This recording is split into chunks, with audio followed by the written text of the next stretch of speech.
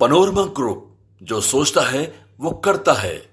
नमस्ते, मेरा नाम धीरज शर्मा है और आप न्यूज हाट देख रहे हैं। हमारे कार्यक्रम पेपर वाला में आप सभी का बहुत बहुत स्वागत है। तो आज की जो भी मुख्य खबरें हैं एक एक करके चर्चा कर लेते हैं। आज विशेष बात जो है खजौली विधानसभा क्षेत्र की करेंगे। मधुबनी जिला में स्थित खजौली विधानसभा है, जो कि झांझरपुर लोकसभा अंतर्गत आता है। वहां की चर्चा इसलिए भी जरूरी है, और वहां की ही नहीं, पूरे बिहार में लगभग जगहों पे जो पेच फंसा हुआ है उन जगहों की बात करना जो है बेहद खास है, जरूरी है। एक ये बात है, और दूसरी चर्चा ये है कि नीतीश कुमार के नाम पर मुहर लग गई है, यानी नीतीश कुमार ही सीएम होंगे। अब सोचिए, समझने वाली बात है। ज्यादा सीट आए कम सीट आए कोई मतलब नहीं बनता है। क्या प्लानिंग चल रही है, क्या रणनीति है बीजेपी की, समझ ही नहीं लग रहा है। गजब मतलब हो गया है। खैर, इस पर विशेष बात करेंगे। उससे पहले बता दें कि दिल्ली में दुखद खबर घटी। आप जानते हैं कि महाकुंभ जाने वाले लोगों की भीड़ किस तरह से आतुर है, और इन्हीं वजहों से जो है हर जगहों पर भीड़ इकट्ठी हो रही है। भगदड़ मच गई। जंक्शन पे 17 लोगों की जान चली गई। आखिर लापरवाही किसकी है? कौन व्यक्ति जिम्मेदार है इसके लिए? कोई ना कोई तो जिम्मेदारी लेगा ना भाई। सोचिए, पटना में जो है आप जंक्शन पे चले जाइए तो पांव रखने की जगह नहीं है, ये स्थिति है। वहां पे जितनी फोर्स अलॉट किए जाने चाहिए वो नहीं दिख रहे हैं। कई जगहों पे ऐसे हादसे की तस्वीरें आई, लेकिन प्रशासन के लोग, सरकार सजगता नहीं दिखा रही है। और ये बड़ी मतलब गैर जिम्मेदाराने बात कह सकते हैं कि हो है ये। अब सोचने वाली बात है कि इस तरह की घटना इतनी संख्या में जाने जा रही है भगदड़ से, थोड़ा तो कम से कम देखना चाहिए।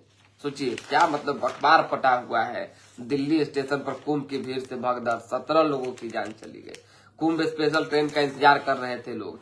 स्पेशल ट्रेन थी, बावजूद एक ही चलाया गया। हादसा क्यों हुआ इसके पीछे जांच चल रही है। वीकेंड था, फिर भी सिर्फ एक ही स्पेशल ट्रेन चलाई गई। बताइए, लाखों लाख लोगों को सफर करना है और आप एक स्पेशल ट्रेन चलाएंगे, कहां से हो पाएगा, कैसे मैनेज हो पाएगा?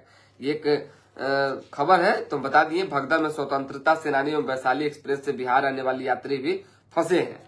जान लीजिए, जबरदस्त भीड़, और संख्या और भी बढ़ सकती है। जितनी लोगों के घायल होने की बात आ रही है, जो लोग अस्पताल ले जाए गए हैं, उनमें से भी जिंदगी और मौत से बहुत सारे लोग जूझ रहे हैं। खबर थी, जान लिए। अब जान लीजिए नीतीश कुमार वाला खबर बताएंगे। इससे पहले बता देते हैं कि क्या कुछ चल रहा है बिहार में, और खासकर बिहार विधानसभा की तैयारी हर दल के लोग कर रहे हैं, हर नेता कर रहे हैं, हर प्रत्याशी कर रहे हैं। अपने अपने क्षेत्र में एकदम खूंटा ठोक के जबरदस्त तरीके से बने हुए हैं। कहीं नहीं जाना है, क्षेत्र में काम करना है। एक कमेंट आया कल कि भाई हमारे क्षेत्र में, यानी खजौली विधानसभा क्षेत्र में उमेश यादव की चर्चा तेज है। पिछली दफा बीजेपी जीती थी वहां से, आप जान लीजिए। खजौली की मैं जिस विधानसभा क्षेत्र की बात कर रहा हूं, वहां यादवों की संख्या और मुसलमानों की संख्या ज्यादा है, फिर भी भाजपा जीत गई। और तनी मनी से नहीं, तकरीबन 20,000 प्लस वोटों से। कैसे जीत गई? क्योंकि आरजेडी ने वैसे प्रत्याशी को उतार दिया कि वहां लोगों ने उन्हें पसंद ही नहीं किया।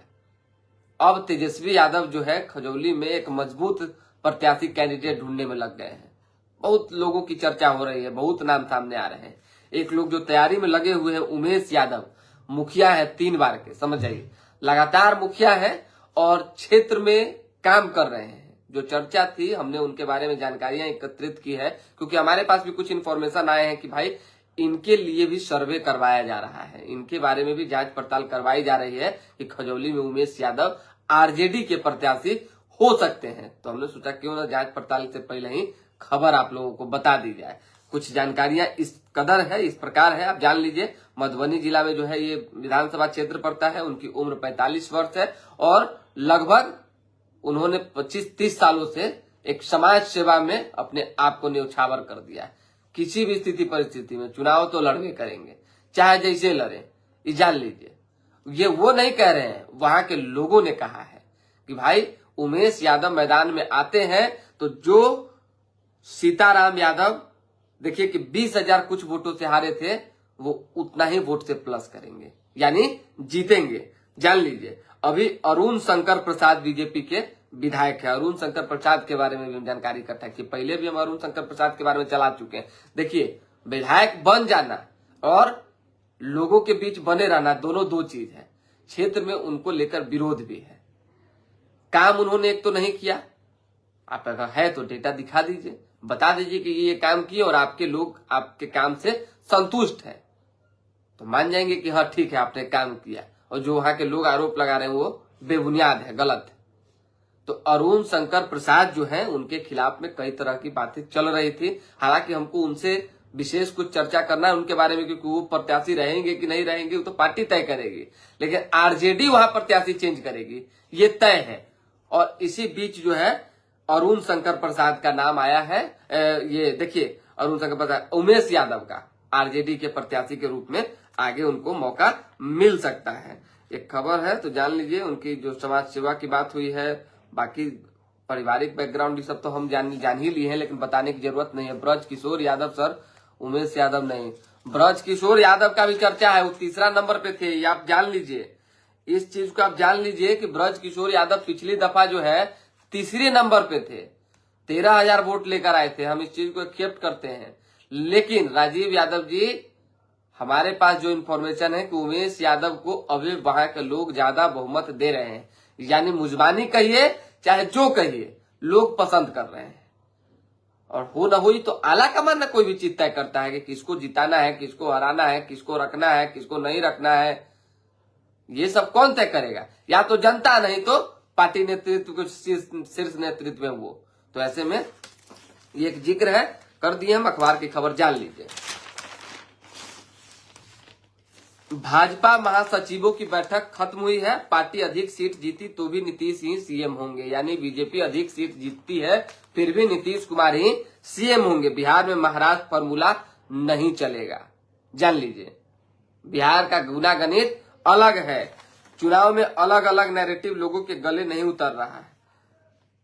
फ्लैशबैक, भाजपा कोर कमेटी में भी तय हुआ था नीतीश ही चेहरा होंगे, यानी इससे पहले भी हम चला चुके हैं और पहले भी जो है प्लानिंग हुई थी, जब बैठक हुई थी तो, कि नीतीश ही सीएम होंगे। नीतीश कुमार के पीछे भाजपा ऐसे पड़ी हुई है, हम क्या कहें।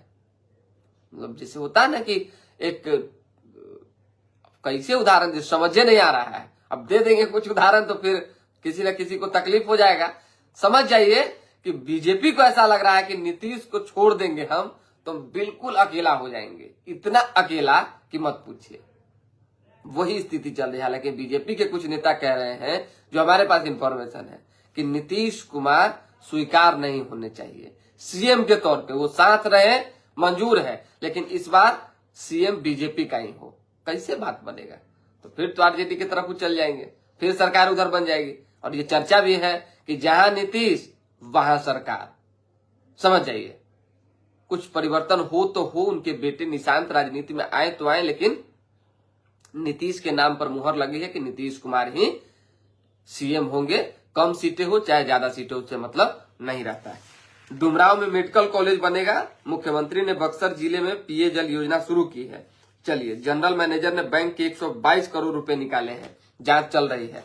मनरेगा में फर्जी अटेंडेंस, किराए पर खाते लेकर रोज 6 करोड़ का घोटाला। बाप रे बाप, डेली दोसर के नाम पे पैसा उठाने का खेल चल रहा है, गजब तरीके से चल रहा है भाई। योजनाओं में 60% महिला मजदूरों की उपस्थिति अनिवार्य, हाजिरी में दर्ज फोटो में नदारत। श्रवण कुमार मंत्री हैं, ग्रामीण विकास मंत्री, उन्होंने जांच के आदेश दिए। जांच के क्या आदेश दिए हैं, इनके बारे में भी हम जान रहे हैं, ऐसा थोड़ी कि जान नहीं रहे हैं, बहुत अच्छे से जान रहे हैं। इतने दिनों से वो मंत्री हैं, काम कर रहे हैं, नहीं कर रहे हैं, कैसे कर रहे हैं, नहीं कर रहे हैं, किस तरह का आरोप लग रहा है, क्या अंदर खाने चल रही है, सब जान रहे हैं। हालांकि इस विषय में ज्यादा चर्चा करने की जरूरत नहीं है। श्रवण कुमार सुलझे हुए आदमी है, अब जो है एक वरिष्ठ नेता भी है, जेडीयू में बड़े नेता है, तो अपना काम करवा रहे हैं। चलिए, सतर्कता जांच, मरम्मत, धुलाई और मेंटेनेंस के लिए मेट्रो डिपो तैयार किया गया है। वोकेशनल कोर्स की आधी सीटें भी नहीं भर पा रही है। उसी तरीके से कारोबारी के घर डाका पड़ा है। 13 लाख कैश और 20 लाख के जेवर लूट लिए गए हैं। फुलवारी शरीफ हत्या के मामले में जेल जा चुके प्लम्बर को गोलियों से भुना। आज तो कुछ, हाँ, स्कूली बच्चे अब शुक्रवार को मौसमी फल और अंडा, शनिवार को खिचड़ी खाएंगे। सरकारी विद्यालय में खिचड़ी, अंडा, मार काका का व्यवस्था होता है, लेकिन सब का सब वही है, समझ जाइए। आधा बच्चा खा रहा है, आधा घरे जा रहा है। अब किसके घरे जा रहा है इस पर चर्चा नहीं करना। चलिए, राज्य में मार्च तक 95% टीकाकरण का लक्ष्य पूरा हो जाएगा, ये स्वास्थ्य मंत्री मंगल पांडे ने कहा है। 2 साल में कांग्रेस के 2 प्रदेश प्रभारी बदले गए हैं, पर अब तक कमेटी नहीं बनी। प्रदेश प्रभारी लगातार बदल रहे हैं, नेता बदल रहे हैं, प्रदेश अध्यक्ष बदल रहे हैं, कांग्रेस की जो है कमेटी ही नहीं बन पा रही है। समझने वाली बात। अखिलेश प्रसाद सिंह प्रदेश अध्यक्ष है, उन्होंने प्रधानमंत्री मोदी के आगमन को लेकर यानी बिहार दौरे को लेकर जो है टिप्पणी की है। कहा कि जुमलों का नया अध्याय शुरू होगा। 19 से 21 तक नालंदा, नवादा और पटना में तेजस्वी का संवाद कार्यक्रम चलेगा। एनडीए कार्यकर्ताओं की बदौलत फिर से सरकार बनेगी, दिलीप जायसवाल ने कहा है। गया, बक्सर के 10 गांव जलवायु अनुकूल बने। बिहार में मतदान बढ़ाने को पड़ोसी राज्यों का अध्ययन किया जाएगा। गांधी सेतु के समानांतर 4 लेन पुल जो है मार्च 2027 तक क्लियर हो जाएगा, विजय सिन्हा ने कहा है।